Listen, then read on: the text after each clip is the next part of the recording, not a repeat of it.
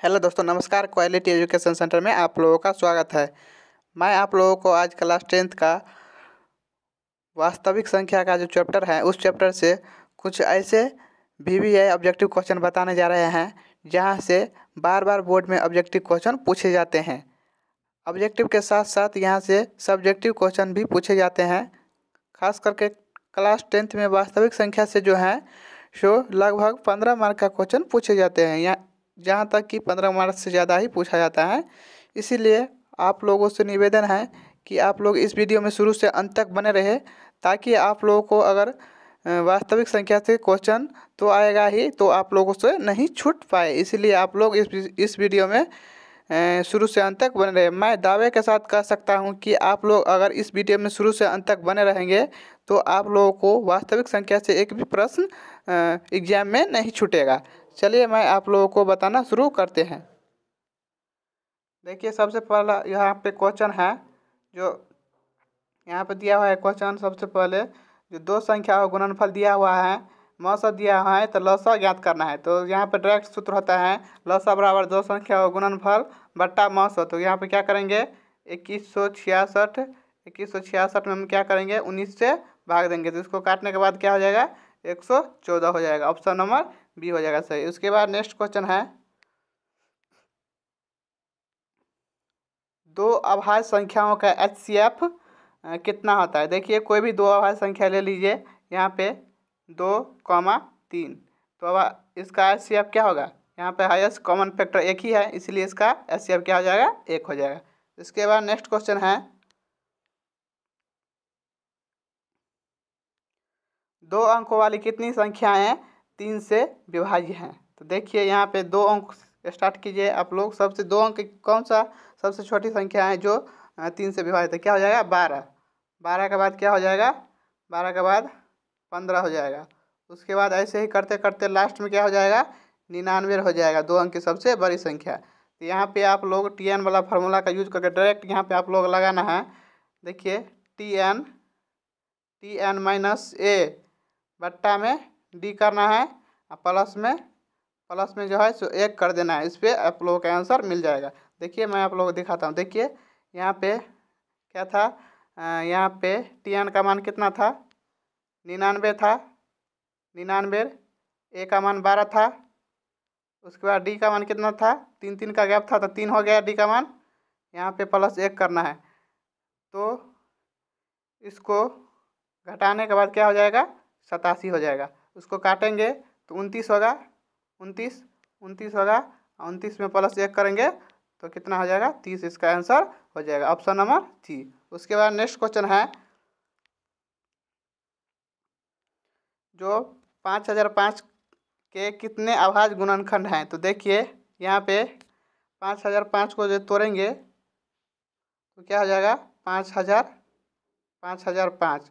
इसको हम 5 से भाग लगाएंगे तो क्या हो जाएगा, 1001 हो जाएगा। 1001 ऐसा संख्या है, 1001 एक ऐसा संख्या है जिसका अभाज्य गुणनखंड 7 गुने 11 गुने 13 होता है। देखिए, 1 2 3, यहाँ पे 1 4, तो इसका अभाज्य गुणनखंड कितना हो गया, 4 हो गया। इसका 4 आंसर हो जाएगा। उसके बाद नेक्स्ट क्वेश्चन है, A बराबर 2 के पावर 3 गुने 5 गुने 3, B बराबर 2 के पावर 4 गुने 5 गुने 7 है। तो A और B का एलसीएम क्या होगा। यहाँ पे देखिए, दोनों का एलसीएम निकालने के लिए बोल रहा है। यहाँ पे आप लोग अगर इसका एलसीएम निकालिएगा तो ऑप्शन नंबर बी यानी 1680 आंसर हो जाएगा।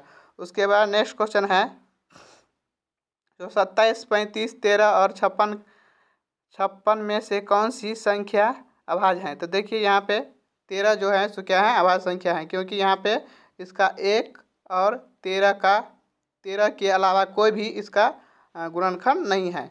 अभाज्य संख्या की डिफिनीशन यह होता है कि जो संख्या एक और स्वयं के अलावा किसी दूसरी संख्या से विभाजित नहीं होती है वो क्या कहलाता है, अभाज्य संख्या कहलाता है। इसलिए इसका ऑप्शन नंबर 20 सी सही हो जाएगा, यानी 13 इसका सही उत्तर हो जाएगा। इसके बाद नेक्स्ट क्वेश्चन है,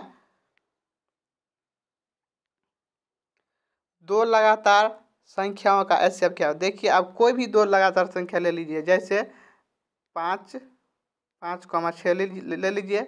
इसमें कोई संख्या कॉमन है, एक के अलावा कोई भी संख्या ऐसा है जो इसमें कॉमन है। एचसीएफ का मान यही होता है हाईएस्ट कॉमन फैक्टर। तो यहाँ पे एक के अलावा कोई भी कॉमन फैक्टर नहीं है, इसलिए इसका सही आंसर 1 हो जाएगा, ऑप्शन नंबर 1। उसके बाद नेक्स्ट क्वेश्चन है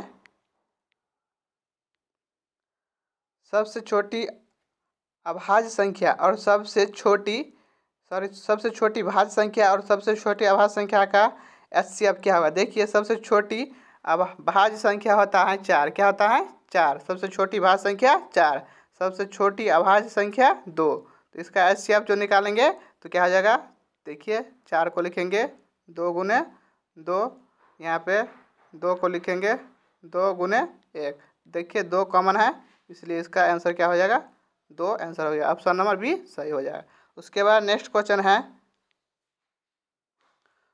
दो क्रमिक सम संख्याओं का एचसीएफ क्या होगा। देखिए कोई भी दो क्रमिक सम संख्या आप ले लीजिए, जैसे बताते हैं आप लोगों को 6,8 ले लीजिए। तो देखिए यहाँ पे इसका एचसीएफ निकालेंगे तो 6 को लिखेंगे कैसे 2 गुने 3, इसके बाद 8 को लिखेंगे क्या 2 गुने 2 गुने 2। उसके बाद इसका देखिए यहाँ पे 2 कॉमन हो गया, इसलिए इसका एचसीएफ क्या हो जाएगा 2 हो जाएगा, ऑप्शन नंबर डी। चलिए उसके बाद नेक्स्ट क्वेश्चन है निम्नलिखित में से कौन सी संख्या अपरिमेय संख्या है। देखिए यहाँ पे √64 का वर्गमूल निकल जाता है, इसलिए परिमेय संख्या हो जाएगा। √9 का वर्गमूल निकल जाता है, इसलिए परिमेय संख्या हो जाएगा। यहाँ पे ये ऑप्शन गलत दिया हुआ है, यहाँ पे देख नहीं, ये भी परिमेय संख्या हो जाएगा। देखिए 25 का वर्गमूल निकालेंगे तो 5 होगा, 1 का वर्गमूल 1, यानी 1 + 5, ये भी 6 भी क्या हो जाएगा परिमेय संख्या हो जाएगा। यहाँ पे √23 जो है सो क्या है अपरिमेय संख्या, इसलिए ऑप्शन नंबर ए इसका सही हो जाएगा। उसके बाद नेक्स्ट क्वेश्चन है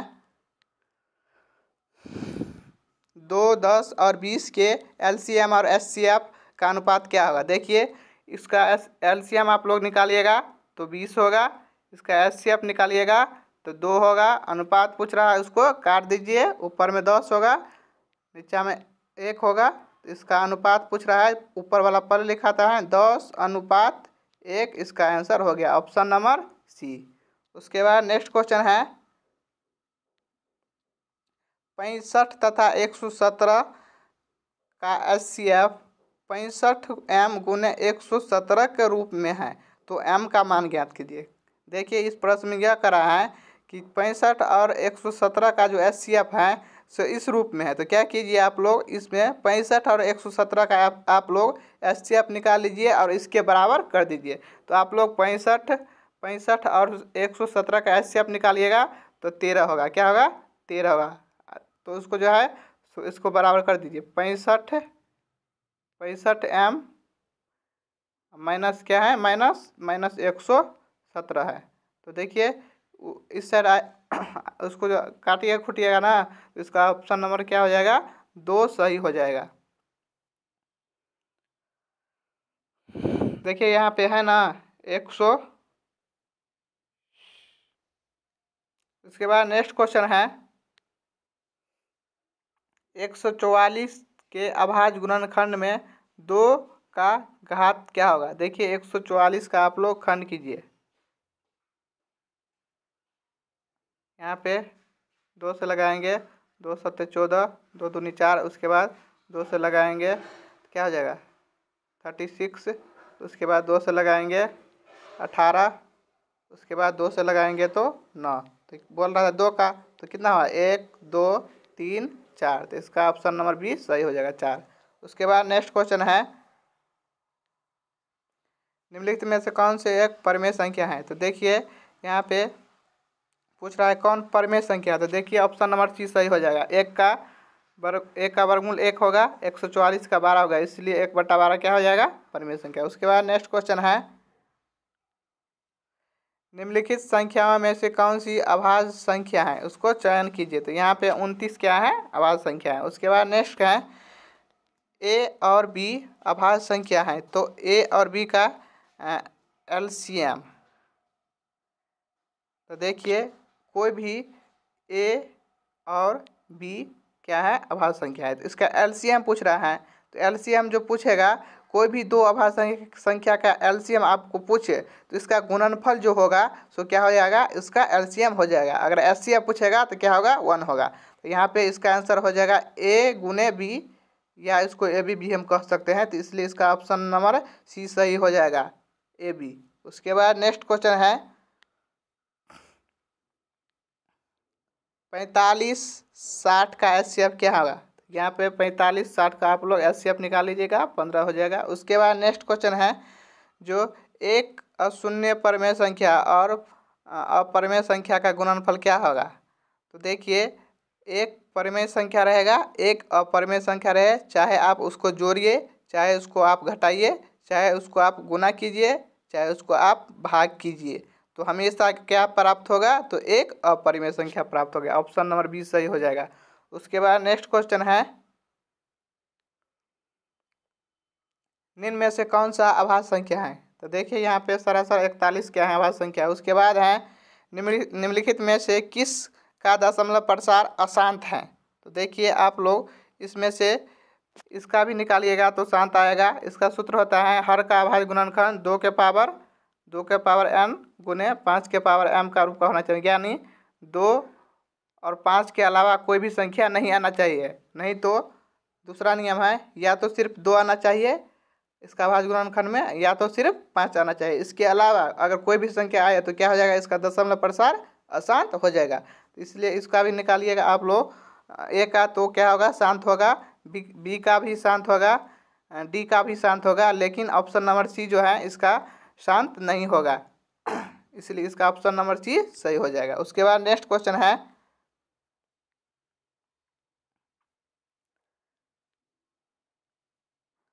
π/3 एक संख्या है। देखिए आप लोग को अभी जस्ट बोले ऊपर कि एक परिमेय संख्या रहे, एक अपरिमेय संख्या रहे, उसको जोड़ेंगे तब पर भी ये क्या है, एक अपरिमेय संख्या, ये 3 क्या है, परिमेय संख्या। इसको हम जोड़ेंगे तब भी, घटाएंगे तब भी, गुना करेंगे तब भी, भाग करेंगे तब भी क्या होगा, हमेशा प्राप्त होगा अपरिमेय संख्या। तो यहाँ पे एक पाई अपरिमेय संख्या, अपरिमेय संख्या से हम क्या करें, यहाँ पे भाग दे रहे हैं, इसलिए इसका आंसर सही क्या हो जाएगा, अपरिमेय प्राप्त होगा, इसलिए अपरिमेय संख्या इसका सही उत्तर हो जाएगा, ऑप्शन नंबर ए। उसके बाद नेक्स्ट क्वेश्चन है दो संख्याओं का गुणनफल इतना है, एचसीएफ 17 है, एलसीएम ज्ञात कीजिए। इसको क्या कीजिएगा, उसमें 86 70 में 17 से भाग दे दीजिएगा, इसका ऑप्शन नंबर ए यानी 510 आ जाएगा। उसके बाद नेक्स्ट क्वेश्चन है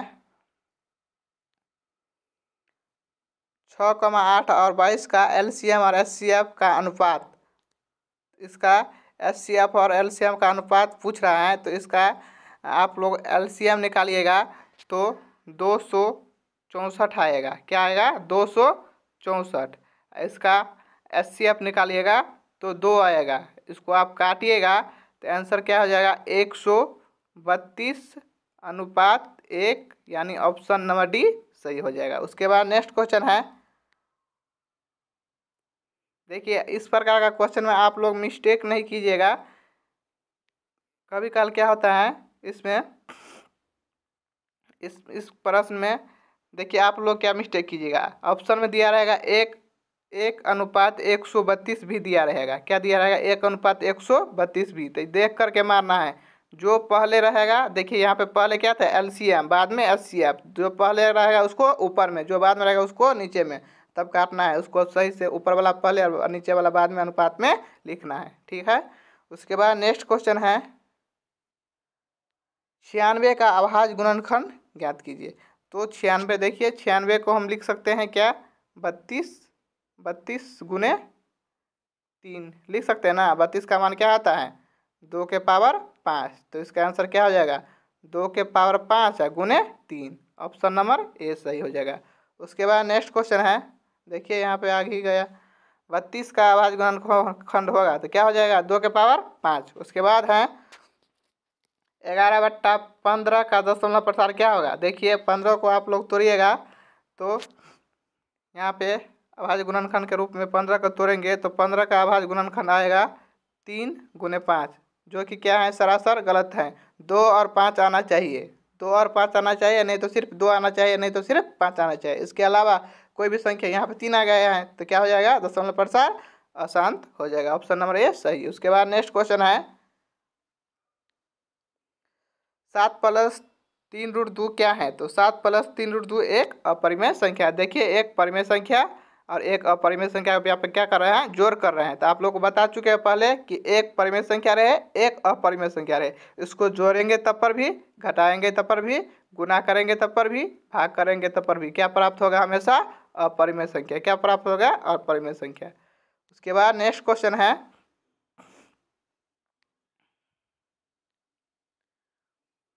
निम्नलिखित में से कौन सी परिमेय संख्या है। तो देखिए यहाँ पे 9 का वर्गमूल 3 होता है, यानी 3 है, तो 3 क्या हो जाएगा, परिमेय संख्या हो जाएगा। उसके बाद है 0 और 50 के बीच कितने विषम संख्या हैं। तो देखिए 0 और 50 के बीच 25 सम संख्या हो जाएगा, 25 विषम संख्या हो जाएगा। इसका ऑप्शन नंबर बी सही हो जाएगा। उसके बाद नेक्स्ट क्वेश्चन है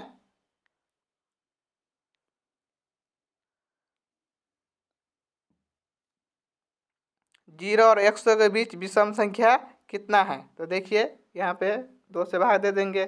शुरू वाला विषम संख्या पूछे निकालने के लिए तो शुरू वाला को और अंतिम वाला को जोड़ना है और 2 से भाग देना है। 0 प्लस 100 क्या हो जाएगा, 100। इसको 2 से भाग दे देना है क्योंकि एक सम संख्या विषम संख्या होता है लगातार में। तो इसका उत्तर क्या हो जाएगा, 50 हो जाएगा। Option number B. उसके बाद नेक्स्ट क्वेश्चन है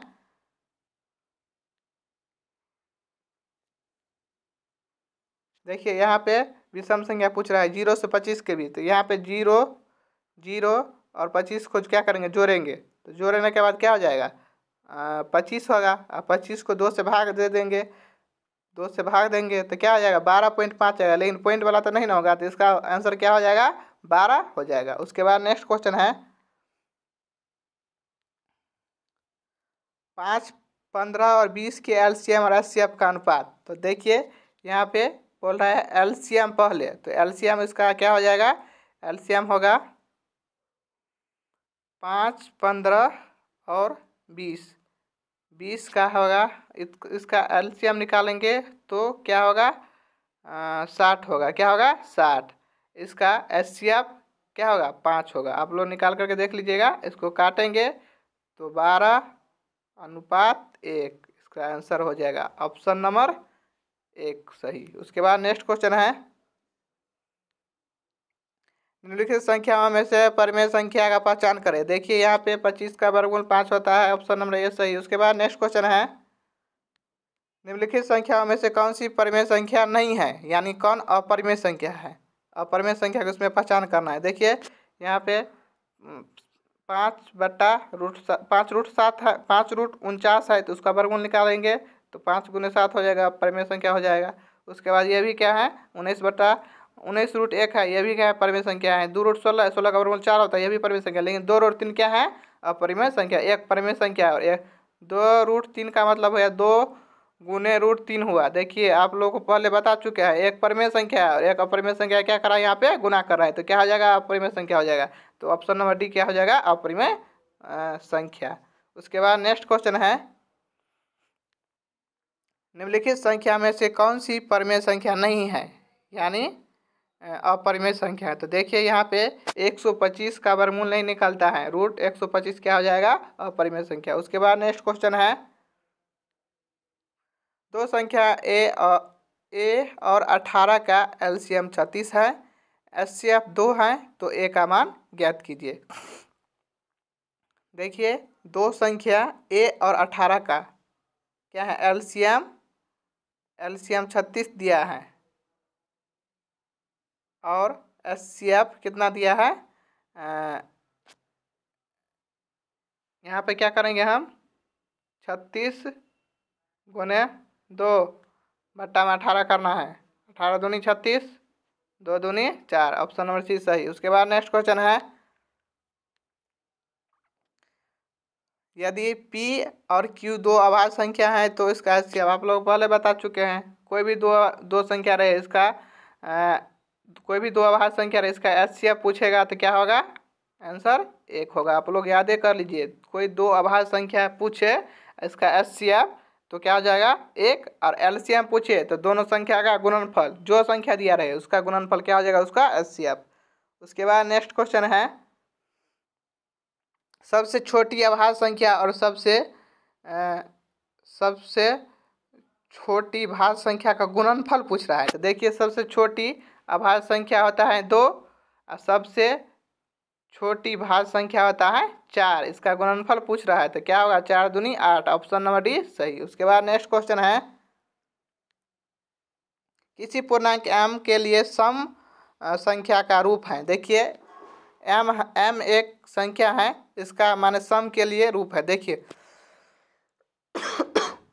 आप लोग यहाँ पे ऑप्शन ए को चेक कीजिए। देखिए ऑप्शन से बने ये सवाल को, 2m है, यहाँ पे 2m है, यहाँ पे माने m एक पूर्णांक है। आप यहाँ पे m का मान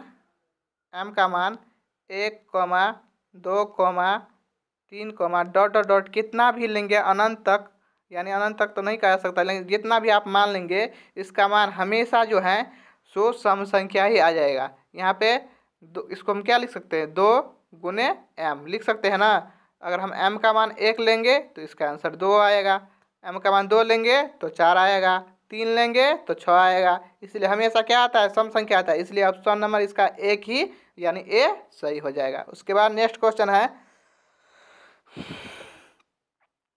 निम्नलिखित में से कौन सी संख्या परमेय संख्या है। तो देखिए यहाँ पे 64 का भी वर्गमूल निकलता है, 81 का भी वर्गमूल निकलता है। तो यहाँ पे यह संख्या क्या हो जाएगा 8 गुने 9 72, यानी 72 परमेय संख्या है, ऑप्शन नंबर बी सही हो जाएगा। उसके बाद नेक्स्ट क्वेश्चन है निम्नलिखित में से किसका दशमलव प्रसार शांत होगा। तो यहाँ पे आप लोग देखिए ऑप्शन नंबर डी होगा, आप लोग चेक करके दिखा देते हैं। देखिए 3/8 होगा, है ना। तो इसको हम क्या लिख सकते हैं 3/2 के पावर हम क्या लिख सकते हैं 3 गुने 5 के पावर 0। तो आ गया ना 2 के पावर n गुने 5 के पावर m के रूप में आ गया। तो ये सूत्र हो गया, तो क्या हो जाएगा इसका दशमलव प्रसार शांत हो जाएगा, ऑप्शन नंबर डी सही। उसके बाद नेक्स्ट क्वेश्चन है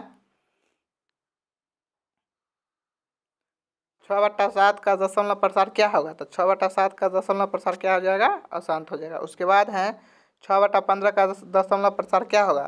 तो 6/15 का दशमलव प्रसार आप लोग देखिए निकाल करके, इसको काटेंगे पहले, 6/15 है ना, इसको हम क्या करेंगे काटेंगे तो क्या हो जाएगा 2/5। तो 2/5 होगा तो इसको हम क्या लिख सकते हैं 5 के पावर 1 गुने 2 के पावर 0 लिख सकते हैं। तो इसका दशमलव प्रसार क्या हो गया शांत हो गया, इसलिए ऑप्शन नंबर 1 सही हो जाएगा। उसके बाद नेक्स्ट क्वेश्चन है 4 माइनस √3। तो 4 क्या है परमेय संख्या, माइनस √3 अपरमेय संख्या। यहाँ पे परमेय संख्या में से अपरमेय संख्या को घटा रहे हैं, तो आप लोगों को पहले बता चुके हैं क्या होगा इसका आंसर अपरमेय संख्या, ऑप्शन नंबर सी। उसके बाद नेक्स्ट क्वेश्चन है निम्नलिखित में से कौन सी अभाज्य संख्या है। तो देखिए यहाँ पे 61 क्या है अभाज्य संख्या। उसके बाद है 2 परमेय संख्याओं के बीच कितनी परमेय संख्या होते हैं। तो 2 परमेय संख्या के बीच और 2 अपरमेय संख्या के बीच हमेशा जो है इसमें क्या होता है अनंत संख्याएं होते हैं।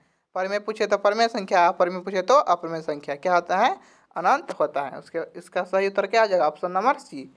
उसके बाद नेक्स्ट क्वेश्चन है 11/15 का दशमलव प्रसार क्या होगा। देखिए 11/15 15 का अभाज्य गुणनखंड करेंगे तो क्या आ जाएगा 3 गुने 5। देखिए सूत्र में क्या होता है 2 होता है गुने 5 होता है, यहाँ पे क्या आ गया 3 आ गया, गलत हो गया। इसका दशमलव प्रसार इसलिए क्या हो जाएगा अशांत हो जाएगा। उसके बाद नेक्स्ट क्वेश्चन है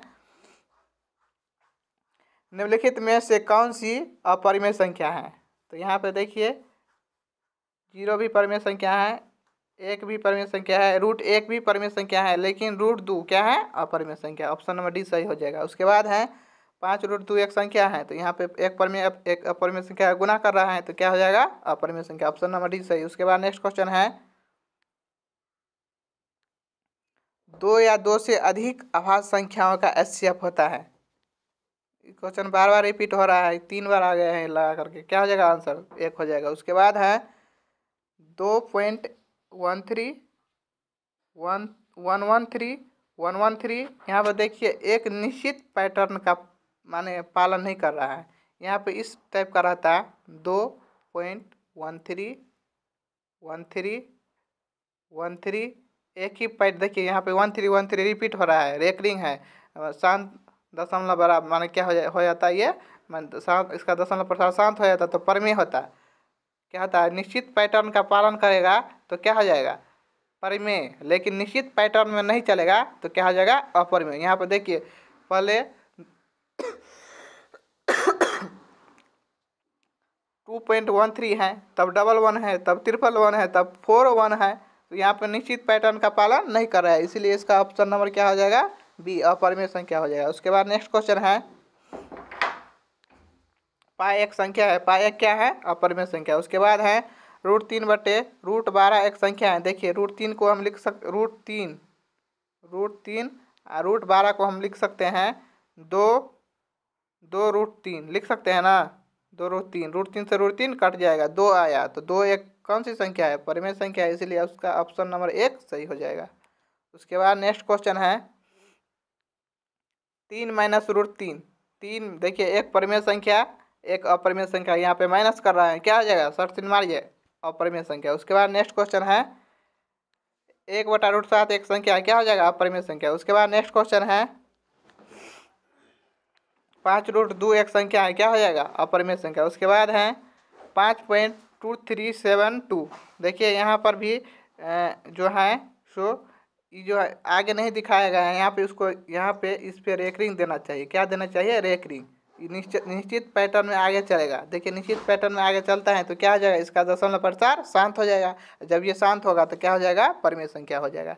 उसके बाद नेक्स्ट क्वेश्चन है निम्नलिखित में से कौन सी संख्या विजातीय है। विजातीय छांटने के लिए बोल रहा है। देखिए 7/3 परिमेय संख्या है, √25/√49 इसको तोड़ेंगे तो 7/9 होगा, सॉरी 5/9 होगा, तो 5/9 होगा तो ये भी हो जाएगा क्या, परिमेय संख्या, 7 होगा, 7 सॉरी, तो 5/7 भी क्या हो जाएगा, परिमेय संख्या। 2/3 भी क्या है, परिमेय संख्या, लेकिन √11 क्या है, अपरिमेय संख्या है। तो ये विजातीय हो गया, अलग हो गया। विजातीय का अर्थ था अलग, अलग को छांटना है, तो बाकी ये तीनों क्या था, परिमेय था, ये अपरिमेय हो गया, तो उसका ऑप्शन नंबर ए सही हो जाएगा। उसके बाद नेक्स्ट क्वेश्चन है निम्नलिखित में से कौन सी संख्या अलग है। तो देखिए इसमें भी विजातीय को छांटना है, तो 3/5 परिमेय संख्या है, √16/√4 इसका 4/2 हो जाएगा, 16 का वर्गमूल 4, 4 का वर्गमूल 2, इसको तोड़ेंगे। देखिए यहाँ पे डी में भी दिया है 25/4, ये परिमेय संख्या है, लेकिन √2/5 ये क्या है, अपरिमेय संख्या है, इसका ऑप्शन नंबर सी सही हो जाएगा।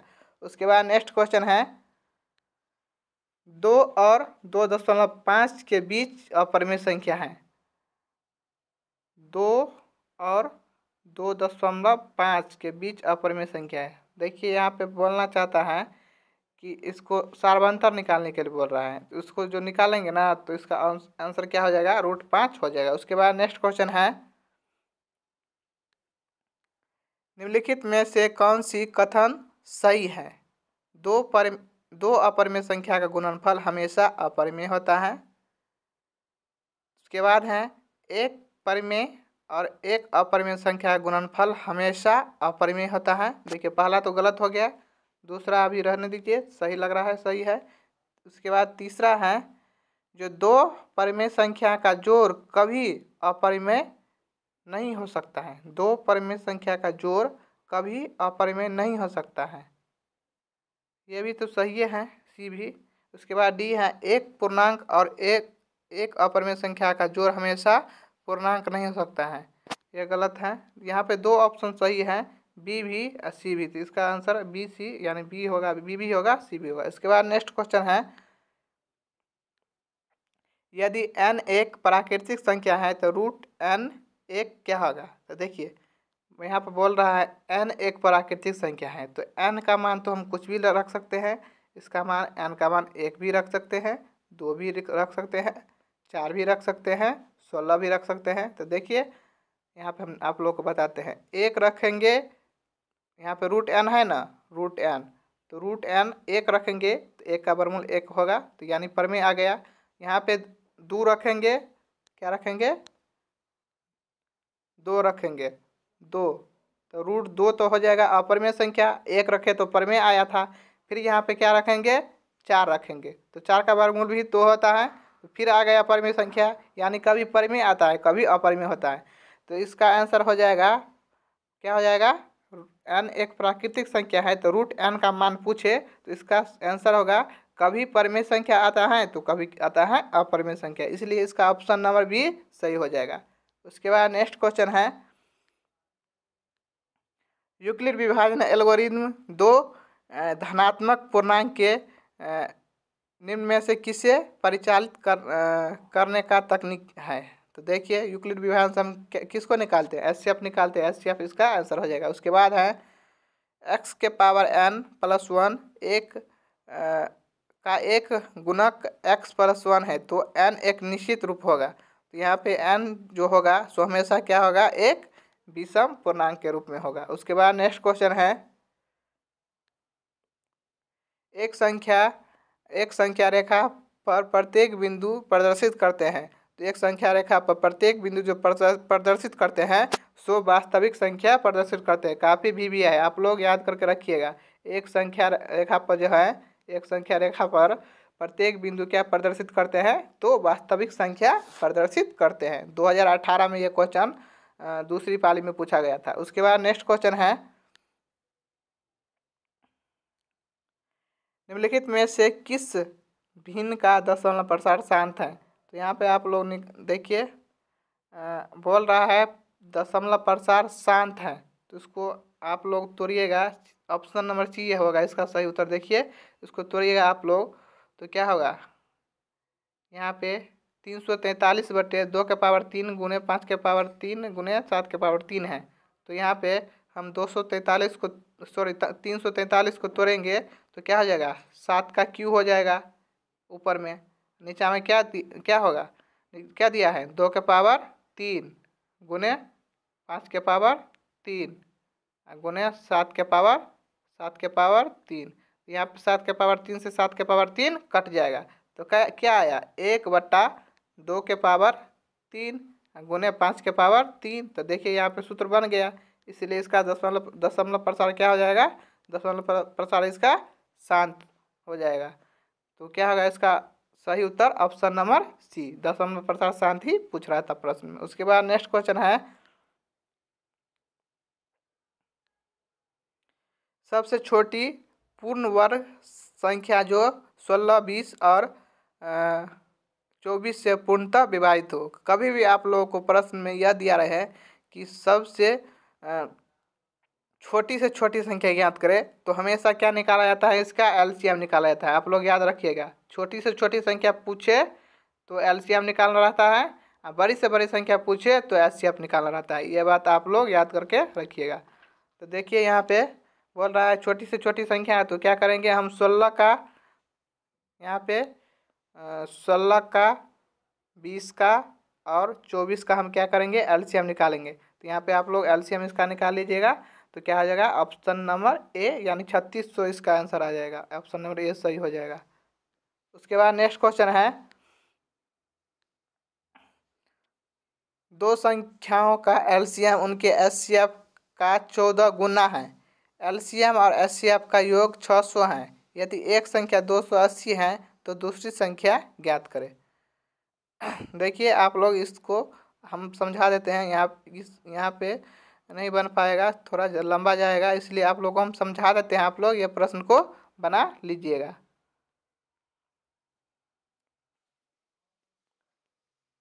देखिए इस प्रश्न में बोल रहा है कि दो संख्याओं का एलसीएम उनके एचसीएफ का 14 गुना है। तो देखिए यहाँ पे हम मान लेते हैं कि माने बोल रहा है एलसीएम एचसीएफ का 14 गुना है, तो एचसीएफ हम अगर मान लिए, एचसीएफ अगर हम मान लिए क्या, एक्स मान लिए, तो इसका एलसीएम क्या होगा, एलसीएम होगा 14x होगा ना, प्रश्न के अनुसार 14 गुना बोल रहा है, जिसको 14 से गुना करेंगे तो 14x हो जाएगा। तब आगे क्या बोल रहा है, इस दोनों का योग 600 दिया है। तो देखिए हम क्या करेंगे, x प्लस 14x करेंगे बराबर क्या करेंगे 600, क्या करेंगे 600। ठीक है, इसको जोड़ेंगे तो 15x बराबर क्या दिया है 600। इसको हम काटेंगे तो x का मान क्या आ जाएगा 15 चौका 60, यानी x का मान 40 आ गया। x का मान 40 आ गया, यानी HCF का मान कितना आ गया, HCF का मान आ गया 40 आ गया। उसके बाद बोल रहा है HCF, देखिए HCF का मान कितना आया,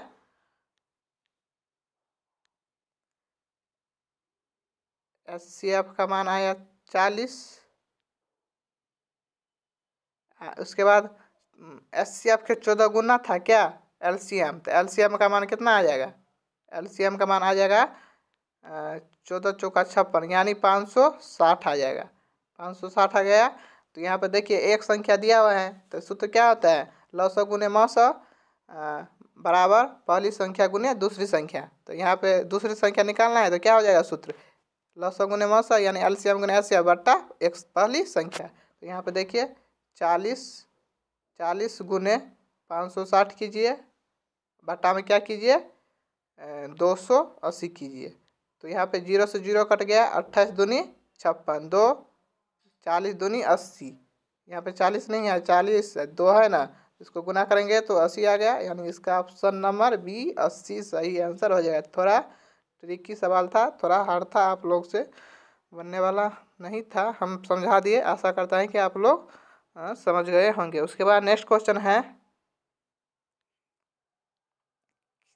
6x के पावर 4y तथा 12xy का HCF क्या हो। देखिए इस टाइप का क्वेश्चन 2018 में भी सेकेंड पाली में पूछा गया था, पूछा जाता है ऑब्जेक्टिव में इस टाइप का क्वेश्चन। देखिए आप लोग कैसे बनाना है, देखिए यहाँ पे क्या लिख लेना है 6x के पावर 4 लिख लेना है, उसके बाद y लिख लेना है। इसको क्या करेंगे, इसको अभाज्य गुणनखंड के रूप में तोड़ेंगे। तो इसको हम क्या लिख सकते हैं, लिख सकते हैं 2 गुने x के पावर 4 लिख सकते हैं ना, यानी x गुने x गुने x गुने x गुने एक y है, तो हम क्या लिख सकते हैं y इतना है। इसको तोड़े तो इसको तोड़ लेना है ऐसे ही। उसके बाद है 12xy